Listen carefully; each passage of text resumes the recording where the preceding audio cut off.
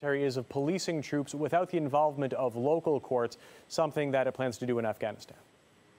Well, there's no real plan to police troops and make sure that crimes aren't committed in Afghanistan, because that's really been the status quo for the war there and the war in Iraq. And so it's not to say that, oh, because we won't let Afghan courts try and punish soldiers for committing actual crimes in this country, but no one's going to be held accountable at all. And there's multiple cases through the Iraq War that we can point to, and even the Afghanistan War, largely released in these WikiLeaks documents, where actual crimes against civilians go completely unpunished. But, you know, there's a big deal behind this security pact. Is that, you know, we were told, President Obama gave a speech in December of 2009 at West Point where he said, we want to end this war. We know the American people want to end this war. And so all we're going to do is just triple the size of the war for a little while. And then we're going to make sure that all of those soldiers come home. And we were all promised, soldiers and their families were promised this 2014 withdrawal deadline. And then as that deadline approached, we saw the Obama administration go to Afghanistan, essentially trying everything they can to sign an agreement to extend troops in that country until at least 2024. More than 2,000 Afghan leaders will meet Thursday to discuss the draft security deal. Do you think there could be changes to it then?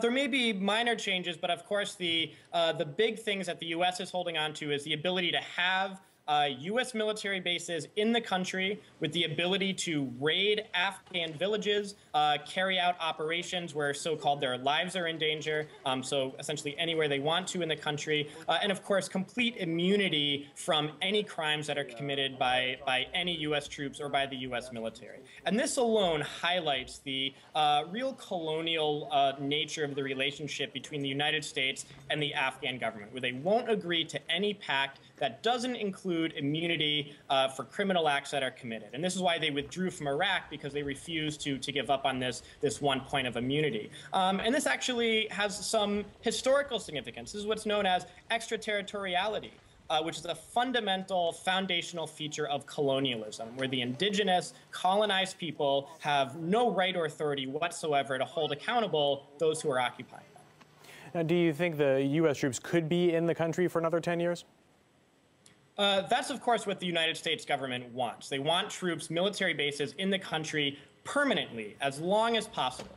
And the things that were fed by the administration, by the U.S. government, by the Pentagon, is that we just want to stay in Afghanistan just because we want to provide security for the Afghan people, and just because we got to continue fighting al-Qaeda, otherwise there's going to be another terrorist attack on the United States. Both of those reasons are completely false and have no basis in reality whatsoever. The only reason that the U.S. wants to maintain a permanent military presence in the region is to maintain a geostrategic military presence, one where they can exert its influence through brute force and intimidation over the entire region, and of course to continue having leverage over whatever new Afghan government takes its place. How do you think the Taliban will react? Well, you know, the White House spokesperson just said, and this is a line coming from the Obama administration, that regardless of what happens with troops staying and bases staying, that the war is going to end and that combat is going to be over by 2014. So that promise is going to be kept. But the war and the combat is not going to be over for those U.S. soldiers who remain on those bases, who will be bombarded with attacks, no doubt, on a regular basis. And so we're going to still see U.S. troops dying in that country if this continues. And so all they're going to do is change the language and say, this isn't a combat mission anymore. We ended the war, but soldiers are still going to die and still going to leave their families on these deployments. All right, Michael Prysner, we have to leave it there. Thanks for your time. Thank you.